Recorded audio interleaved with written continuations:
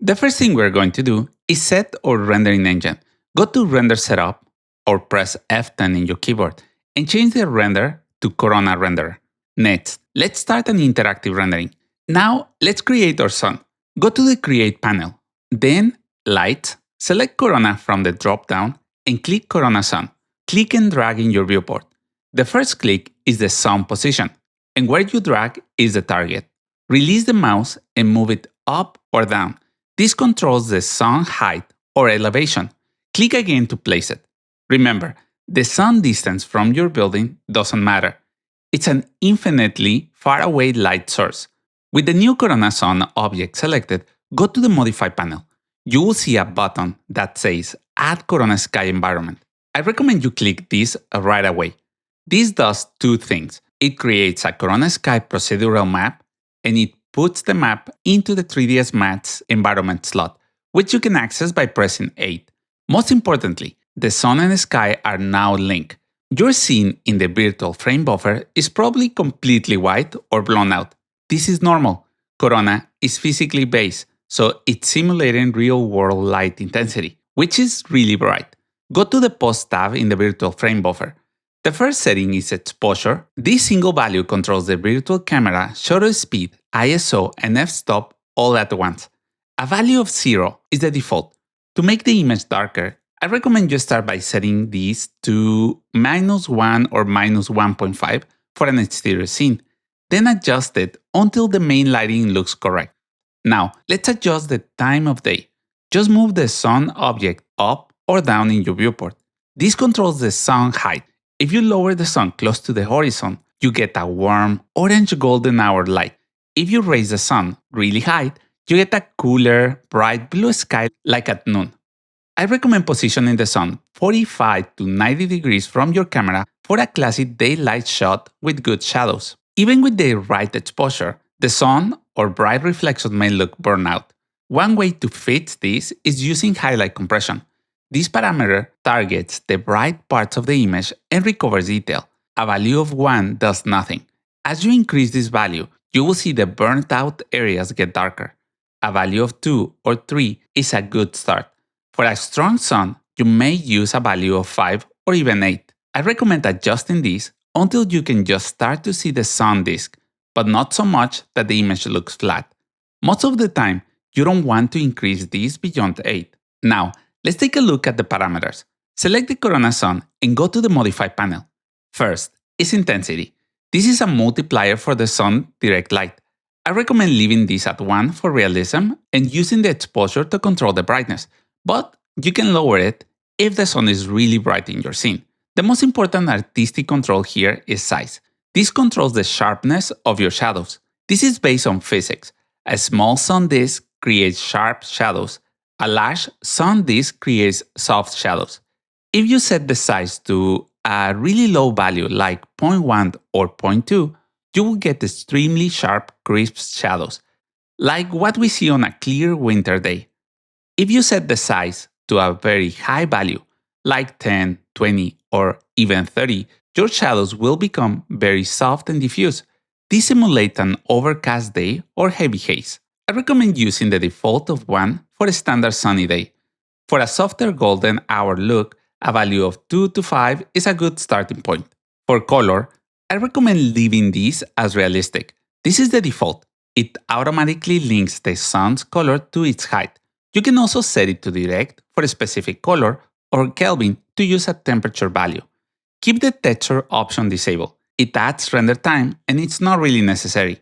Under visibility, you can toggle if the sun is visible directly to the camera, visible in reflection, or visible in refraction.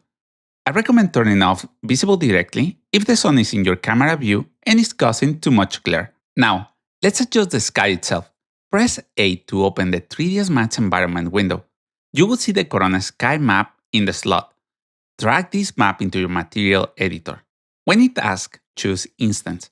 This means any change you make in the material editor will update the environment and vice versa. They are linked. This is a procedural map, meaning it's generated by code, not a static image. The first parameter, and most important, is the sky model. This changes the entire mathematical model used to generate the sky. I recommend using the default PRG Clear Sky. It's the most modern and physically accurate model, and it gives beautiful realistic results, especially for twilight when the sun is below the horizon. You will also see Hosick and Wilkie, which was the previous standard. It's still a really good realistic model. Predham et al. Is an older, more legacy model. It is less accurate, but some artists may prefer this specific look.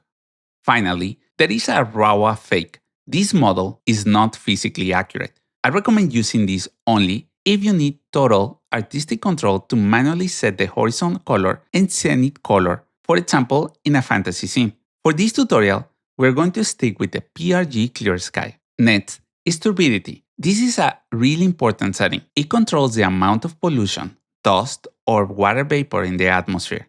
A very low value, like 1.8 or 2, gives you a perfect clear, crisp, deep blue sky, like you will see in the Arctic. A very high value, like 5, 8, or 10, gives you a hazy, desaturated, smoky sky. This will make the sunlight appear much warmer and yellow. I recommend starting with a value between 2.5 and 4 for a typical day.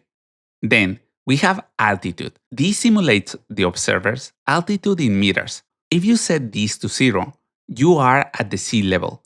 If you set it to a high value, like 3000 or 5000, the sky will become clearer and a much deeper, darker blue, as if you are on a mountaintop. I recommend leaving this at the default unless you are specifically trying to create a high altitude scene. A really important parameter for large exterior scenes is the volume effect. This simulates an aerial perspective or atmospheric haze. I recommend enabling this. It's essential for making distant objects look like they are truly in the background. The scale parameter controls the density. A value of 1 is physically realistic. If your scene is very large, like a city, you may decrease the scale to 0.1 to make the haze less dense. If your scene is small, you may increase it to 5 or 10 to see the effect more clearly. For ground color, I recommend leaving this at the default or setting it to black for a slightly increase in scene contrast.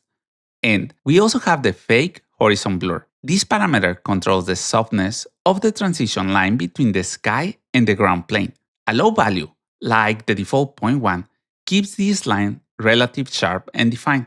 Increasing this value to 0.5 or 1 creates a much softer, gradual, or blurry transition.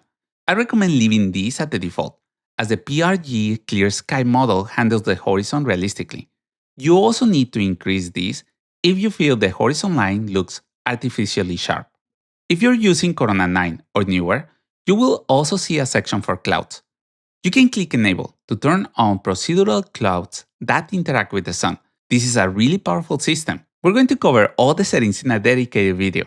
So for today, we will just leave it on. Okay, now let's finalize the look. Use the Virtual Frame Buffer post-processing tools in the Post tab. Adjust the white balance to make the image feel warmer or cooler. Increase the contrast if the image feels too flat. I also recommend activating Bloom and Glare under the Lens Effect tab.